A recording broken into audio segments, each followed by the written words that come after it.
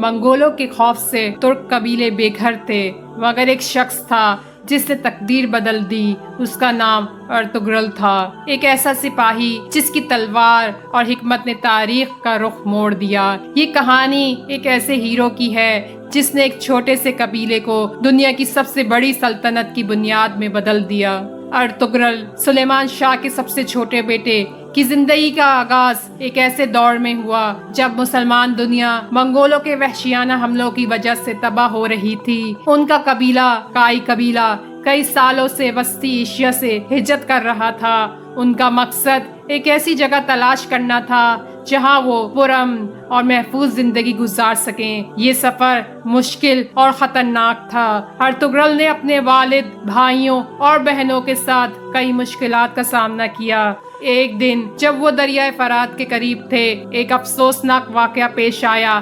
ان کے والد سلیمان شاہ دریا عبور کرتے ہوئے ڈوب گئے۔ اس حادثے نے قبیلے میں بے چینی پھیلا دی۔ قبیلہ دو حصوں میں بٹ گیا۔ ایک حصہ واپس وسطی ایشیا کی طرف لوٹا، جبکہ ارطغرل اور اس کے بھائی ایک نئے راستے کی طرف سفر جاری رکھنے کا فیصلہ کیا۔ ان کا مقصد اناطولیہ، جو کہ موجودہ ترکی ہے، اس کی طرف بڑھنا تھا۔ اناطولیہ میں داخل ہونے کے بعد ارطغرل نے ایک دن دیکھا کہ دو فوجیں آپس میں لڑ رہی ہیں۔ ایک فوج کمزور پڑ رہی تھی اور شکست کے قریب تھی۔ اس کی قیادت سلجوقی سلطان علاؤالدین کر رہے تھے اور ان کے دشمن بازنطینی تھے۔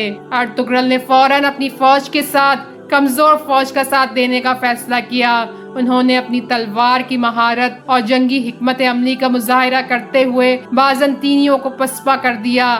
اس جنگ میں سلجوقیوں کو فتح حاصل ہوئی۔ اس فتح سے خوش ہو کر سلطان علاؤالدین نے ارطغرل کو اپنے پاس بلایا۔ وہ اس نوجوان ترک کی بہادری اور سچائی سے بہت متاثر ہوئے۔ انہوں نے ارطغرل کو غازی کا شاندار لقب دیا، جو ایک ایسے سپاہی کو دیا جاتا ہے جو مذہب کی راہ میں لڑتا ہے۔ سلطان نے انہیں ایک جاگیر بھی عطا کی جو کہ بازنطینی سرحد پر تھی اور اس میں بے پناہ خطرات موجود تھے۔ ارطغرل نے یہ چیلنج قبول کیا اور اپنے قبیلے کے ساتھ اس جاگیر میں منتقل ہو گئے۔ ارطغرل نے اپنی جاگیر کو ایک مضبوط ٹھکانہ بنانے کی کوشش کی۔ انہوں نے بازنطینیوں کے ساتھ کئی جنگیں لڑیں اور ایک کے بعد ایک قلعے فتح کیے۔ ان کی سب سے اہم فتح سوگوت کے علاقے کی فتح تھی۔ یہ ایک اہم تجارتی اور فوجی مرکز تھا اور اس کی فتح نے ارطغرل کو بازنطینیوں کے خلاف ایک بڑا فائدہ دیا۔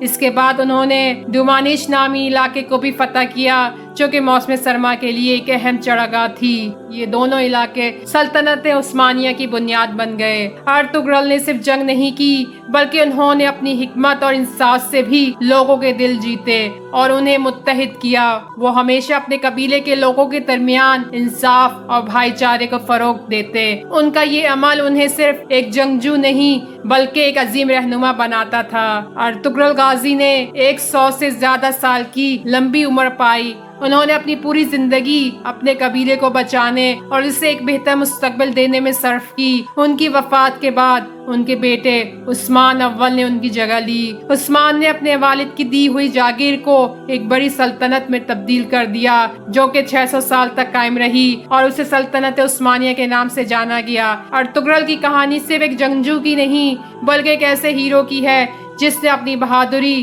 انصاف اور ایمان سے ایک نئے دور کی بنیاد رکھی اور ایک چھوٹے سے قبیلے کو دنیا کی سب سے طاقتور ریاست میں بدل دیا۔ اگر آپ کو یہ کہانی پسند آئی ہو تو ہمارے چینل سنو اردو قصے کو سبسکرائب کرنا نہ بھولیے گا۔ شکریہ۔